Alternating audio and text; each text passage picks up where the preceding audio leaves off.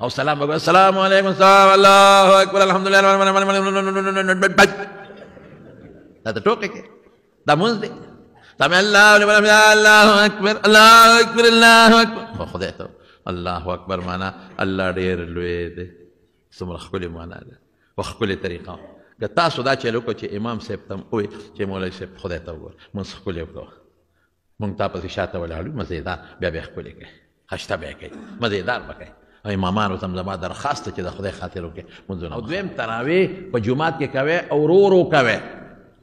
دا ډز ډوز نه ګورئ دا قسم په خدای ګناه ده قسم مې راته په دې منبر وخواه دغه تراویح ګناه ده د هغې نه هغه نه تراویح ښه دي دا په منډه منډه کوي ډز ډوز یې جوړ کړي نه په رکوع سوپېږي نه په سجده ته خدای ته ولاړ یو جج ته چې ولاړ څومره په ادب ولاړ یو افسر ته چې ولاړ څومره په ادب ولاړ لس ځله خو ځان ته په شیشه کې ګوري چې کالر مې کوږ نه لس ځله په شیشه کې ګوري چې واسکټ مې چېرته کوږ نه لس ځله ځان ته په شیشه کې ګوري چې ټوپۍ مې برابر ده او ګیره مې څنګه ده او ګیره کې لس ځله ګومنځ وی ولې جج صاحب ته ودرېږم افسر صاحب ته ودرېږم او الله ذات ته ودرېږي د خدای بنده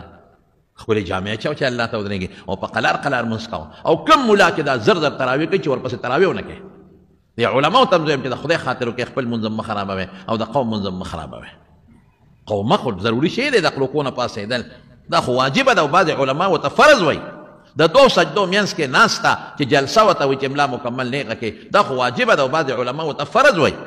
نه قومه شته نه جلسه شته بس سمع الله لمن حمده الله اکبر دا کوم کتاب کې دا خو قسم په خدای که دا موږ رسول الله مبارک کړی یا صحابه کړی یا زمونږ ائمو یا سلفو کړی سجدې نه پاسې الله اکبر الله اکبر دا کوم کتاب کې دي صاحب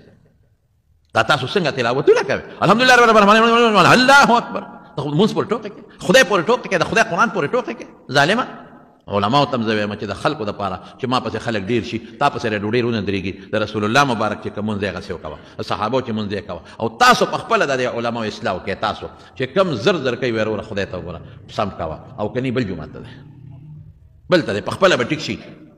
او خو مونږ کې چل دا دی که نه مونږ وایو یاره پلان کې ملا مړه سم ډزېږي لکه کلاشنکوف په شان ډزېږي هلکه دا چېرته چا خادي ده چې ته دا ملا ډزی سه دا پلان کې چې دی که نه مړه سم یې چرچل دی اسې ډزار ته وبس خدای ته وګوره د دې ځای نه به ځي هغه پنځم کندي جومات ته ولې زر کوي نو په لاره یې څونه ټایم ولګېد واپس دی په لاره څونه ټایم ولګېد نو دا خدای له ورکه که نه خلک مونځ پورې ټوکې کوي قسم په خدای جومات کې ناست یم چې څوک مونځ پورې ټوکې ټقالې کوي د ایمان نه خلاص دی د مونځ استهزا مونځ پورې خندا کول قسم په خدای دا د ایمان نه خلاص دی دا خو مونځ دی الله ته ودرېږي الله راضي کې په ښکلې طریقه مونځ وکړه اوس به درته حدیث ووایم رسول الله صلی الله علیه وسلم فرمایي چې کوم مونځ چا ناقص وکړه او بېکار او کمزور یې وکړه نو فرشتې دا مونځ الله له خېجوي الیه یسعد الکلم الطیب والعمل الصالح یرفعه الله وایي دې مونځ ته زما جت نشته په دې مخې ولا واپس ورغورځوه نو ځان دې هسې وکړه او الله دې خفه کړه چرچل مولا راکټ مولا هلکه دا راکټ مولا پکې کم ځای کې دی او دا چرچل مولا پکې کم ځای کې دی او سلام وګورئ السلام علیکم الله اکبر الحمدلله دا ته ټوکې کې دا مونځ دی تمه الله اکبر الله اکبر الله اکبر خدای ته الله اکبر معنا الله ډېر لوی دی څومره ښکلې معنا ده په ښکلې طریقه که تاسو دا چل وکړو چې امام صاحب ته ووایي چې مولوي صاحب خدای ته وګوره مونځ ښکلې وکړه مونږ تا پسې شاته ولاړو مزېدار بیا بیا ښکلې کوي خشته بیا کوي مزېدار به کوي او امامانو ته هم زما درخواست ده چې د خدای خاطر وکړي مونځونه مه خرابوئ ختمونه پکې وکړئ شکر دی اوس خو قاریان او حافظان ډېر زیات دي نو یو به په تراوو کې ختم کوئ که خیر انشاءالله